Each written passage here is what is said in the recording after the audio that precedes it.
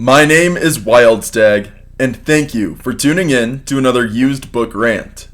Today, I'm going to be covering this book, Yarrow, by Charles DeLint. This is my third DeLint book that I've covered. Between the back matter and the cover, I find DeLint's books to be less, I guess the word I'm looking for is campy. There are some, I will avoid any book that has the word breed on the back cover. It's just gross. I don't want to say that I don't like certain themes in the stories I read, but I find a lot of his work, both the cover and the back matter, to be agreeable to my tastes. And there are other fantasy books that I do read. If you look behind my shoulder sometimes, you might notice a book or two that is reminiscent. I covered that very fae and fairy fantasy, the Tangleroot Palace. I have Orconomics behind me. I have, The Hunting of the Last Dragon. I have a wide variety of fantasy that I read. So yeah, I don't want to seem like I'm favoring Charles DeLint, but this is the third book of his I'm covering on this channel, and also the third book I have of his. I don't have any more, I don't think. So now, to get to the actual subject of the video, I paid $6.50 for this book, and this copy was printed probably in 1997. This one says First Orb Edition, December 1997. It's a very clean copy I have here. No folds, no dog ears, no marks of any sort. It's very well kept, I guess is the best word for it. There is a author's note in the back that is relevant to the story. He says, "The preceding novel is a work of fiction. All characters and events in this book are fictitious, and any resemblance to actual persons living or dead is purely coincidental. I'd like to stress that, while there was a specialty SF bookstore in Ottawa called the House of SF, neither it nor its owners should be mistaken for Yarrow's Peter Baird and his bookstore. By the same token, Kat Mithier's writing habits, inspirations, and the course of her career do not parallel either my own or that of any other writer I know." Additionally, the cover art is by John Howe, the cover design by Martha E. Sedgwick. I know somewhere in this book is an explanation of how to pronounce the main character's name. I cannot find it. So, first and foremost, the actual plot of this story is that the main character, Kat, is, I guess, astrally projecting or something. When she sleeps, she dreams. And in her dreams, she interacts with a storyteller that tells her stories, and she writes those stories down and has published them in her world as a author of those stories. And she doesn't see herself as an author, but she also understands that if she were to explain the origin of those stories, she would be ridiculed or perceived as insane.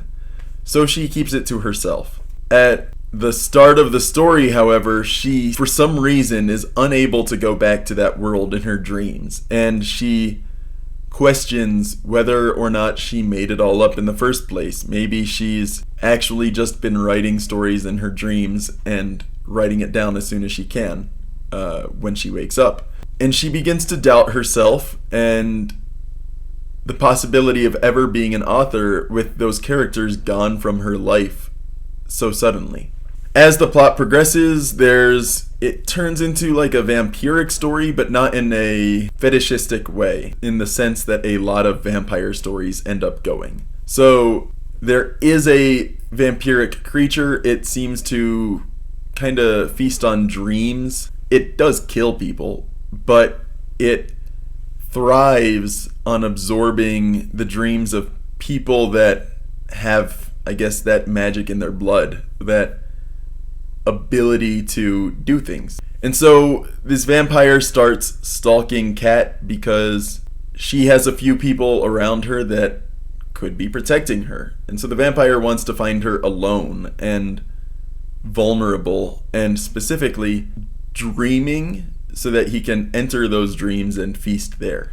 The story also kind of progresses in a sense of the reality of that dream world coming to her reality and proving itself to be real. And in that sense, by proving that it is real, giving her the confidence to return to that dream world. There are two characters in particular in this dream world, this Otherworld as it is titled within the book. A character, the storyteller Kothlen, Kothlen, and Mynfel, Mynfel. Mynfel being, I guess, the protector of this world. The antlered creature on the front cover, it's supposed to be Mynfel. As the story progresses, Kat kind of has to learn how to come back to that other world, learn to feel comfortable within it, and then how to defend that other world from this dream vampire, this creature. While getting to that point, she ends up meeting another person that seems to be able to travel from reality to reality. He is really what inspires her to get to that final step in the story. And so finally, she does win. And she learns to herself that, or she decides for herself that if she is going to be better than this vampiric creature, this dream thief as she calls it, she also has to contribute back to that world. And so she finds herself giving back to the other world instead of just taking from it and making money off of it in her own. So there is a lot that goes on in here that I don't really cover in that summary of it, but it's a fun but kind of confusing book, and I'm not too fond of the modern urban fantasy style of storytelling. So like in Orconomics, it's fun because it's very much the real world mentality plastered onto a fantasy world. So the whole Goldson and Baggs being one-to-one with banking, the banking industry, and all this hyper capitalism in that fantasy story.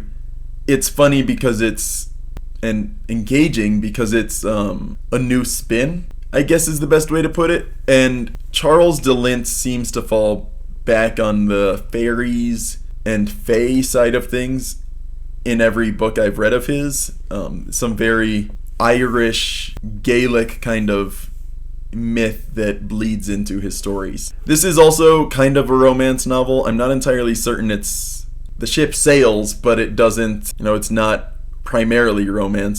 It is partially a romance story, but it's not, it's more so than Into the Green, but less so than Wolf Moon, where the romance really plays a heavy part in that story. So it's interesting. I am intrigued, and I do want to see more of Charles DeLint's work.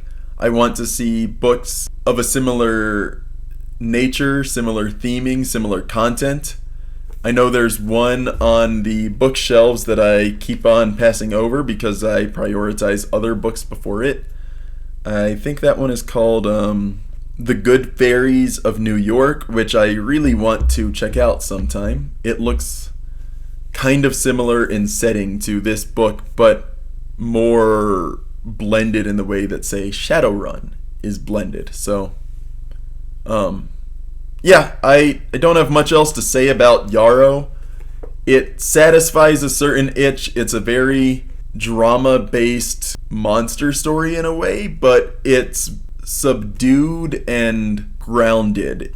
It's not a book about a monster going around and being a monster. It's about a monster blending in with humanity and being a murderer and also doing some monster things on the side. So yeah, I think if you like the kind of fantasy from Wolf Moon, from Into the Green, you'll like Yarrow.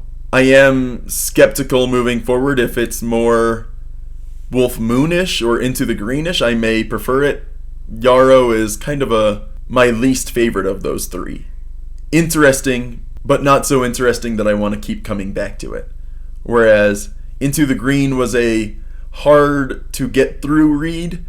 It had its fun moments, but it was kind of a slog at the start. And it had some really nice theming about death and grief and moving on. Yarrow doesn't have that, but it also doesn't have the constant engagement and story about loneliness and finding a home that Wolf Moon has, which I found to be the most enjoyable of those three. So, Yarrow, it's good, but I'm almost certainly not coming back to it anytime soon. So yeah, that's Yarrow. My name is Wildstag, and thank you for tuning in to another used book rant.